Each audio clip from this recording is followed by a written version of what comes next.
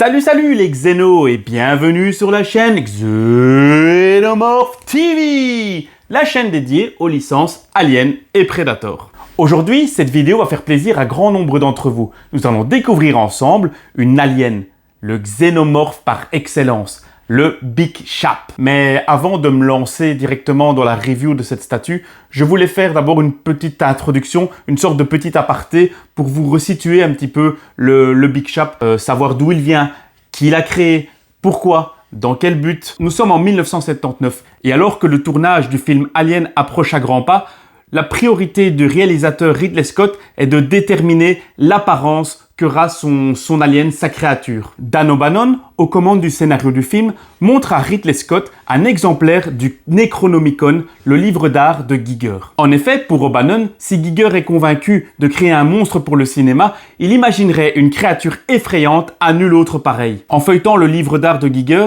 Ridley Scott s'intéresse particulièrement à un tableau de Giger, intitulé Necronome 4.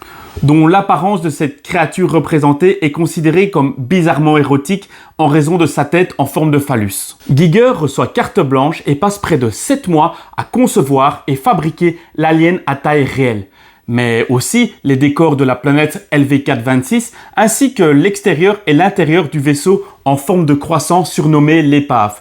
Plus tard, dans d'autres films comme Prometheus, on va découvrir plus en détail ce vaisseau et la raison du pourquoi il se trouve donc sur cette planète LV426. Il s'occupe également du design du Space Jockey, le pilote fossilisé qui se trouve à l'intérieur de ce même vaisseau. Encore une fois, dans les préquels d'Alien, donc dans Prometheus et Alien Covenant, on va vraiment découvrir l'histoire de ce Space Jockey et de ce vaisseau en forme de croissant. La sculpture grandeur nature de la version finale de l'Alien sera construite à partir de pâte à modeler, incorporant des pièces telles que des vertèbres de serpent, des ossements de corps humain, des tubes de refroidissement d'une Rolls-Royce, des pâtes de type macaroni et bien d'autres objets atypiques sortis de l'imagination de Giger. Cette sculpture a ensuite été utilisée pour couler le costume en latex et une fois sorti, a de nouveau été agrémentée d'objets inorganiques inhabituels. La tête de la créature a quant à elle été fabriquée séparément par l'artiste Carlo Rambaldi. Rambaldi apporte quelques modifications sur le prototype de Giger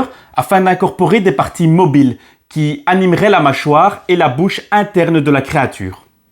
Petite anecdote, les membranes visibles sur la mâchoire de l'alien sont en fait réalisées à l'aide de préservatifs. En effet, le préservatif ayant une apparence translucide et une capacité à s'étirer avec le mouvement, il allait pouvoir résister aux différents mouvements des différentes mâchoires de la créature. Rambaldi a finalement construit 3 têtes pour le film, 2 entièrement articulées et une 3e tête plus légère à utiliser lorsque l'acteur jouant l'alien serait tenu d'effectuer des mouvements rapides pendant les scènes d'action. Les 2 têtes articulées avaient environ 900 pièces mobiles et points d'articulation et contenaient la partie d'un véritable crâne humain utilisé comme visage caché sous la coque lisse de cette créature. Il ne restait ensuite plus qu'à Ridley Scott à trouver l'acteur qui allait donc jouer le rôle de ce xénomorphe. C'est là que le jeune Bolaji Badejo est repéré dans un pub de Londres en 1978. Le jeune homme aurait été repéré pour sa démarche particulière et son physique atypique.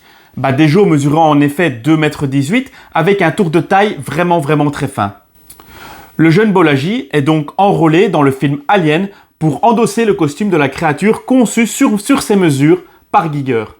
Tout en sachant que le but premier de Ridley Scott et de Giger était de donner l'illusion aux spectateurs qui allaient voir le film qu'il ne s'agissait pas du tout d'un costume mais d'une véritable créature. Mais trêve de bavardage, et passons maintenant à ce qui vous intéresse vraiment, la présentation de cette magnifique statue. Mais avant cela, générique.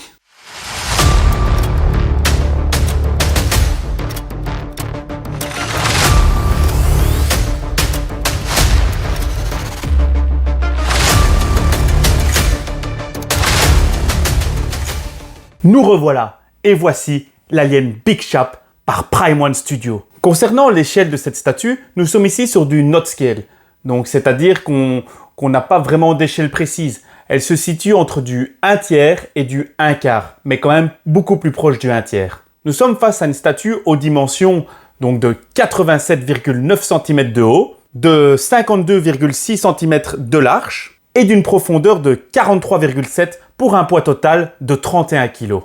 Nous sommes ici sur la version DX. Ce qui différencie la version régulière de la version DX est l'ajout de ce magnifique buste afin de pouvoir exposer cette deuxième tête bouche ouverte. Ici, vous avez la version régulière, donc sans l'ajout de ce petit buste. Elle est comme ceci. Pour cette version DX, nous avons un tirage limité à 250 exemplaires au monde, contrairement à la version régulière qui, quant à elle, a une limitation de 100 exemplaires au monde. Ce qui explique ce très faible tirage est la communication exécrable, voire complètement inexistante de Prime One pour cette statue. Ce n'est que lorsque Prime One a dévoilé lors de son showcase numéro 3 la précommande de son Predator 1 tiers, donc le Jungle Predator, le classique Predator, qui, petit aparté, sera évidemment en review sur cette chaîne. Les gens se sont réveillés en se disant « mais maintenant que j'ai un one-shot Predator, il me faut un one-shot Alien ». Et quoi de plus beau que ce magnifique Big Shop qui, encore une fois, n'est pas à l'échelle du Predator, mais quasi échelle équivalente. Ce qui explique que maintenant, cette magnifique statue est quasiment sold out partout. Cependant, je tiens quand même à émettre une petite déception pour ma part. Rien à voir avec la conception de cette statue qui, pour moi, est magistrale. Mais au niveau de la précommande de cette version DX, Prime One nous avait proposé donc la seconde tête bouche ouverte avec de la bave qui coulait. Et une fois que toutes les précommandes ont été lancées, on a reçu une petite add-on de Prime One qui stipulait donc que cette bave n'allait finalement pas se réaliser. Peut-être que les ingénieurs, les sculpteurs de chez Prime One se sont rendus compte qu'il y avait finalement une impossibilité de créer cette bave ou peut-être un risque de casse beaucoup trop important lors des livraisons des statues. Je ne sais pas. Finalement, cette bave a donc été annulée. Je trouve cela vraiment dommage car vous savez comme moi que la particularité vraiment typique de ce xénomorphe, donc de l'alien, est cette bave qui coule en quantité abondante, en profusion de cette mâchoire ouverte. Mais encore une fois, je le dis, cela n'enlève en rien la beauté de cette statue. Analysons maintenant de plus près ce magnifique Big Shop. Au niveau de la tête, nous avons le crâne, avec ce magnifique dôme translucide laissant apercevoir le crâne typé humanoïde du xénomorphe. Cette transparence, fidèle au film et à la réalisation de Carlo Rambaldi, est du plus bel effet.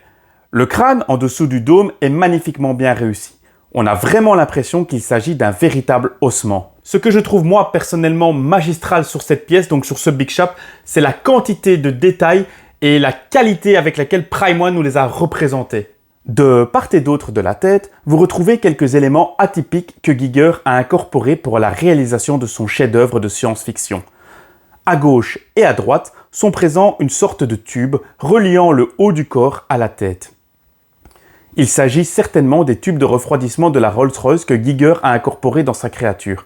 Rappelez-vous, nous en avons parlé au début de cette vidéo. À l'arrière de cette statue, vous allez pouvoir constater la multitude de détails qui pullulent sur le dos de ce xénomorphe, comme par exemple cette sorte de langue ou mini-queue qui sort de la nuque de ce Big Shop. Élément tout droit sorti, encore une fois, de l'esprit perverti de Giger. Cette sorte de langue, cette protubérance, est remplie d'ossements, de sortes de petites vertèbres qui lui ont été greffées. Encore une fois, je le répète, mais les détails sur cette pièce sont vraiment incroyables. Toujours dans le dos de ce Big Shop, vous allez pouvoir apercevoir ces 4 tubes, ces 4 sortes de trompes. Il semble que cette partie de l'anatomie du xénomorphe ait pour but de le protéger d'éventuelles attaques par derrière. Peut-être aussi, cela permet-il au xénomorphe de paraître plus impressionnant pour ses victimes. Une autre hypothèse laisse à penser que ces tubes contiennent des sortes de glandes responsables de la sécrétion de la gelée dont sont composés les murs de la ruche, autrement dit le nid. Gelée qui par la suite se solidifie pour donner un composé plus ou moins solide.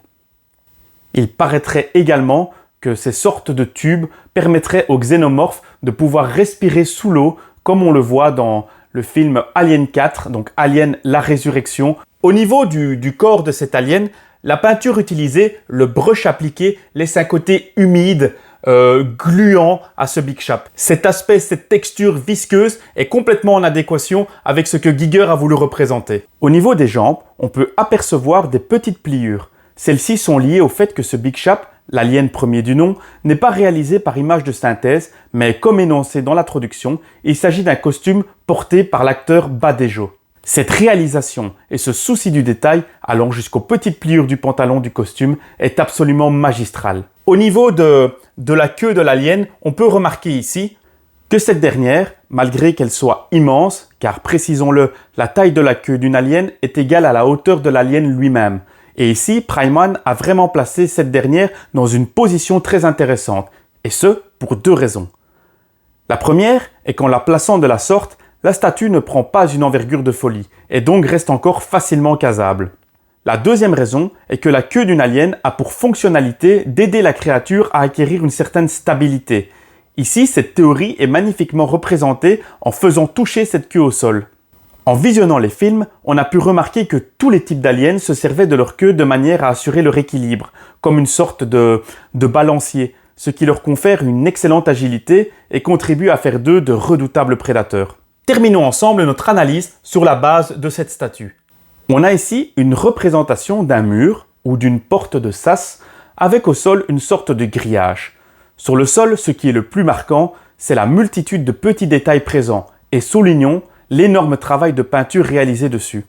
Même ici, au niveau de la porte, située dans le dos du xénomorphe, il y a un travail de dingue.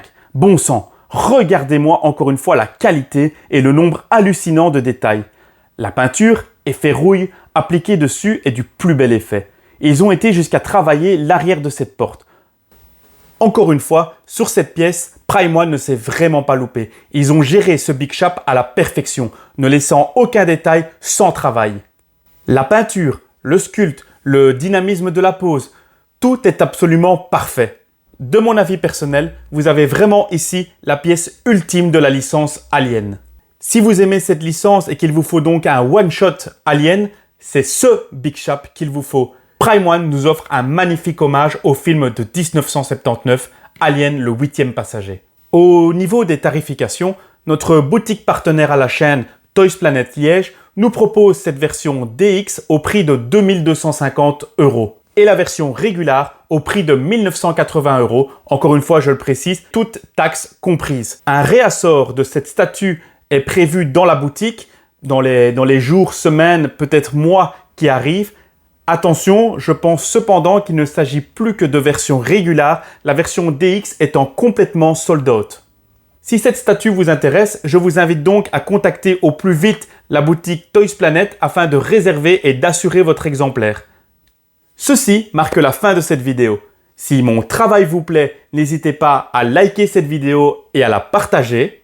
N'oubliez pas également de vous abonner et d'activer la cloche des notifications afin d'être averti de toute nouvelle parution de vidéos. Encore une fois, merci à vous pour tous les retours positifs que vous m'offrez. Ça me donne vraiment du courage à continuer dans cette aventure. Donc encore une fois, merci, merci, merci. Cette chaîne YouTube étant créée pour l'échange, le débat et le partage, je vous invite à faire péter la barre des commentaires afin d'échanger avec vous. Faites-moi savoir si vous avez cette statue, si vous envisagez peut-être de précommander ou d'acheter cette statue. Êtes-vous plutôt team Big Shop ou team Alien Warrior, donc l'alien du second film? Allez, faites-moi péter la barre des notifications, je veux tout savoir sur vous. Je vous dis à bientôt et je vous laisse avec le visuel complet de cette statue. Allez, bye!